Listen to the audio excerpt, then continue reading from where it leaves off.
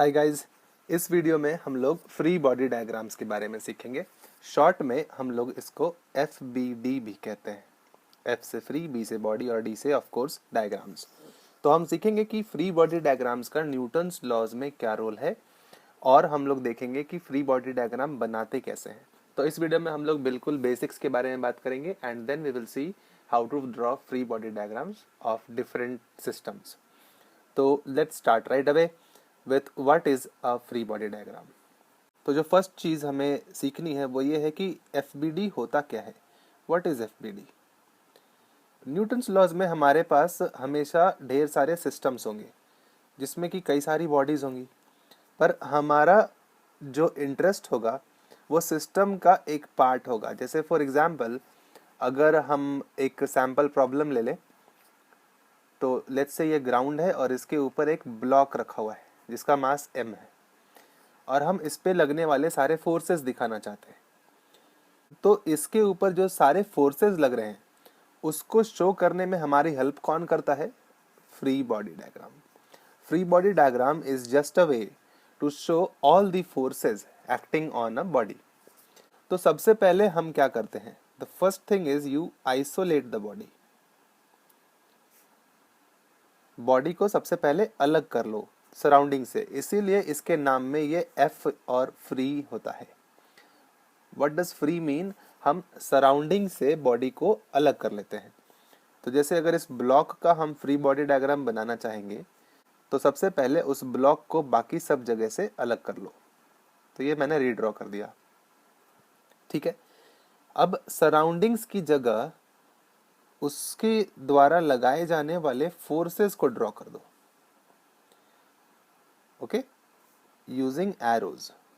क्योंकि हमने सीखा है कि फोर्स कैसी क्वांटिटी होती है? वेक्टर क्वांटिटी, और एरोज इन फोर्सेस की डायरेक्शन दिखाते हैं। लेट्स सी इस ब्लॉक का फ्री बॉडी डायग्राम क्या होगा फिर। तो सबसे पहली चीज जो हम ऑब्जर्व कर रहे हैं वो ये है कि ये ग्राउंड पर रखा हुआ है और इस ब्लॉक के पास मास है। कोई भी बॉडी जिसके पास मास होता है उसके ऊपर ग्रेविटेशनल फोर्स लगता है बिकॉज ऑफ अर्थ। तो इस ब्लॉक को अर्थ नीचे की ओर खींचेगी एक फोर्स से जिसका वैल्यू होगा mg, राइट। पर क्या ये ब्लॉक नीचे जाता हुआ दिखाई दे रहा है? नहीं ना। इसका मतलब क्या है कि इस ब्लॉक को नीचे गिरने से कोई रोक रहा होगा। Something must be stopping this block. और वो क्या चीज है? वो है इस सरफेस का रिएक्शन फोर्स जो कि इस बॉडी को नीचे धंसने से रोक रहा है। तो हम उसको ऊपर के एरो बनाकर n दिखा देंगे। इसके अलावा इस सिस्टम में और कोई बॉडी है नहीं, तो इसलिए यही हमारा क्या हो गया? Free body diagram. Okay, body को आइसोलेट कर लो, फ्री कर लो सराउंडिंग से, और उसके बाद उसमें लगने वाले सारे फोर्सेस दिखा दो, तो तुमको क्या मिलता है? Free body diagram. समटाइम्स हम क्या करते हैं, बॉडी का ओरिजिनल शेप साइज बनाने की जगह बॉडी को as a point object treat करते हैं, लाइक दिस, और उसके बाद उस पर लगने वाले सारे फोर्सेस को उस पॉइंट से ड्रॉ कर देते हैं। जैसे यहाँ mg नीचे की तरफ लग रहा है और नॉर्मल रिएक्शन ऊपर की तरफ लग रहा है, ओके। इसके बाद दूसरा काम होता है इक्वेशंस लिखना, लेकिन हम वो बाद में सीखेंगे। पहले और सिस्टम्स लेते हैं और डायग्राम्स बनाने की प्रैक्टिस करते हैं। लेट्स सी, इस सिस्टम पर ध्यान दो। इस बार हमारे पास एक नहीं दो मासेस हैं। एक है A जिसका मास है m1 और B जिसका मास है m2। ये ब्लॉक्स एक दूसरे के ऊपर रखे हुए हैं और ब्लॉक A ग्राउंड पर रखा है। तो हम A और B दोनों का फ्री बॉडी डायग्राम बनाना चाहते हैं। You can start with any of those. I am going to start with B। तो FBD ऑफ B क्या होगा? सबसे पहला काम है आइसोलेट करना। तो हमने B को अलग कर लिया और उसका मास क्या है? m2। बिकॉज B हैज मास, इसलिए उसके ऊपर लगेगा gravitational force m2 multiplied by g, okay. Now क्या ये ब्लॉक A के अंदर धंस गया? नहीं, राइट। इसका मतलब क्या है? A ने इसको नीचे धंसने से रोक दिया। Therefore there is a reaction force applied by A on B और उसका वैल्यू मैंने लिख दिया है n1। This is the force by A on B. All right, अब चलते हैं और ए का फ्री बॉडी डायग्राम बनाते हैं। F B D of A. Once again इस बार ए को आइसोलेट कर लो, क्योंकि ए के पास भी मास है कितना, m1, तो इसके ऊपर एक ग्रेविटेशनल फोर्स लगेगा और उसका वैल्यू होगा m1 into g. Okay, now here is an important point.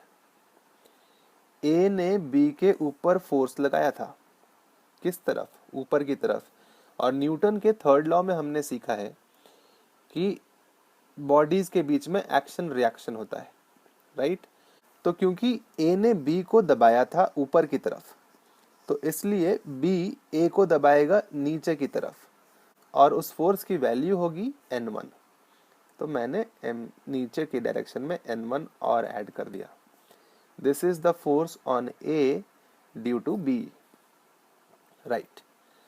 अब यहाँ पर ग्राउंड भी है and ground is acting on block A, तो इसलिए ग्राउंड ए को ऊपर की तरफ पुश करेगा और एक फोर्स लगेगा n2 लेट्स से।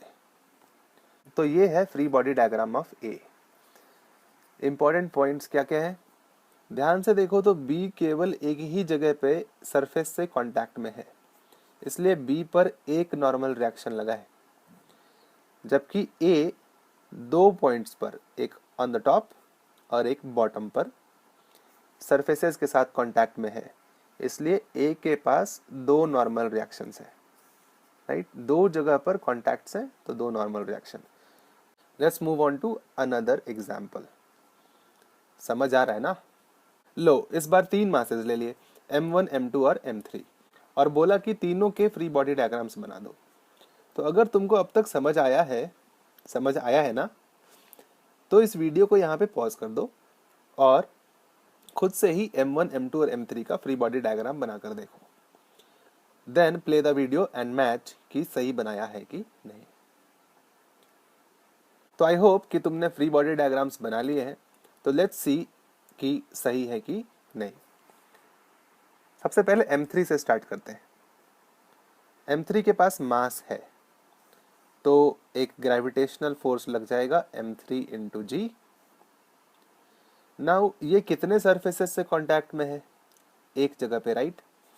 तो इसके ऊपर एक पुशिंग फोर्स लगेगा, normal reaction, let's say its value is n1. Okay, this is the FBD of m3। m2 के पास चलते हैं। m2 के पास भी मास है, कितना वैल्यू, m2, तो इस पे एक ग्रेविटेशनल फोर्स लग जाएगा m2g। क्योंकि m2 ने ब्लॉक m3 को ऊपर की तरफ दबाया था, इसलिए अब m3 m2 को नीचे दबाएगा और उसकी वैल्यू होगी n1, जो हमने यहाँ पर ड्रॉ किया है। इन सब फोर्सेस की वजह से m2 ने m1 को अब नीचे पुश किया, तो m1 की वजह से एक रिएक्शन फोर्स यहाँ n2 बिल्ड हो गया। This is the free body diagram of m2। Finally FBD बनाते हैं m1 का। तो m1 के पास कितने कॉन्टैक्ट्स हैं, दो, तो दो नॉर्मल रिएक्शंस होंगे और एक उसका ग्रेविटी की वजह से फोर्स लगेगा m1 इंटू जी और n2 reaction force because of mass m2, और ग्राउंड इसको ऊपर की तरफ रिएक्शन फोर्स n3 से पुश करेगा। This is the free body diagram of m1। So you can see how easy it is to draw free body diagrams if you know the basic concepts well. Let's take one more example. हमारे पास एक block है जिसका मास है m और वो contact में है ground के भी और वॉल के भी, और इसका फ्री बॉडी डायग्राम बनाना है, राइट। So let's begin. सबसे पहले m को अलग से बना लेंगे, क्योंकि उसके पास मास है इसलिए mg फोर्स नीचे की तरफ लगेगा। इस कारण वो ग्राउंड को दबाएगा और इसलिए ग्राउंड एक रिएक्शन फोर्स नॉर्मल रिएक्शन ऊपर की तरफ लगा देगा। ओके, अब इंटरेस्टिंग पॉइंट क्या है, ये मास वॉल के साथ भी कांटेक्ट में है, तो क्या वॉल भी इसके ऊपर नॉर्मल रिएक्शन लगाएगी? Well, the answer is no. सिर्फ कांटेक्ट में रहने से नॉर्मल रिएक्शन नहीं लगता है। There must be a tendency to push. Okay, for normal reaction N to act, there must be tendency to push। इसलिए इस ब्लॉक पर दो ही फोर्सेस लगेंगे, एक N और mg। ऑल राइट, तो मान लो मैं यहाँ खड़ा हो जाता हूँ और इस मास को पुश करता हूँ और अब इसका फ्री बॉडी डायग्राम बनाना है। लेट्स से मैंने जो फोर्स लगाया है पुश करने के लिए वो है F। ओके, तो अब ध्यान से अगर इस मास को हम अलग से बनाएं तो सबसे पहले इसके ऊपर एक फोर्स लगेगा mg नीचे की तरफ, बिकॉज ऑफ अर्थ, और ग्राउंड इसको ऊपर की तरफ धक्का मारेगा with a force n, that is normal reaction. अब मैंने इस मास पर F फोर्स लगा दिया टू द राइट, तो मैंने उसको दबाया टू द राइट।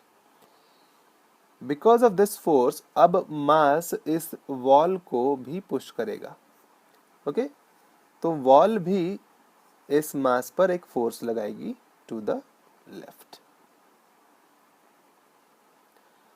N2 या N डैश जो भी आप लिखना चाहें।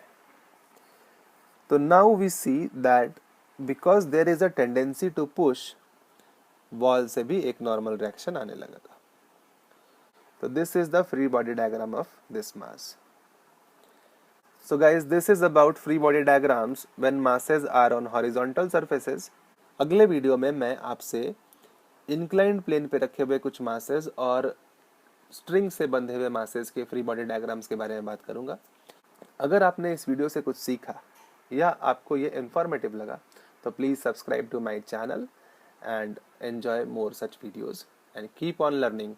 See you guys in the next video।